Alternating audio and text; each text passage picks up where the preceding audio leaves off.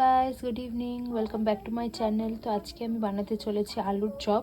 তো তার জন্য এখানে আলুটা সেদ্ধ করা আছে এবং আলুর সাথে আদা বাটা, রসুন বাটা, কুচনো করে লঙ্কা আর পরিমাণ মতো নুন দিয়ে আলুটা আমি মেখে রেখেছি। আর এর সাথে আমি এখানে ব্যাটারের জন্য রেডি করেছি হচ্ছে বেসন, হলুদ গুঁড়ো, পরিমাণ মতো নুন, আর এইখানে এগুলো দেখতে পাচ্ছি এগুলো হচ্ছে আজওয়াইন। এটাতে টেস্টটা আরও বাড়বে।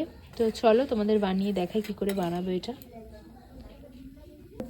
সবার প্রথমে আলুটাকে আমরা গোল করে নেব, গোল করে নিয়ে এবং এটাকে চ্যাপটা করতে হবে।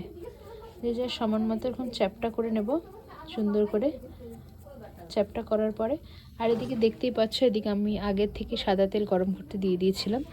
যে এটা তোমরা চ্যাপটা করে নেবে, আলুটা চ্যাপটা করে যে যার মতো আকার দিতে পারো। দিয়ে এটাকে আমরা বেসনে চুবাবো। এই যে এবার বেসনে এভাবে চুবিয়ে এটাকে আমি এখন দিয়ে দিচ্ছি তেলের মধ্যে। তো চলো এটাকে এখন একটু লাল লাল করে ভাজবো, তারপরে তোমাদের দেখাচ্ছি। এই তো এভাবে এখন উল্টে পাল্টে ভেজে নিলেই রেডি আমাদের গরমা গরম আলুর চপ।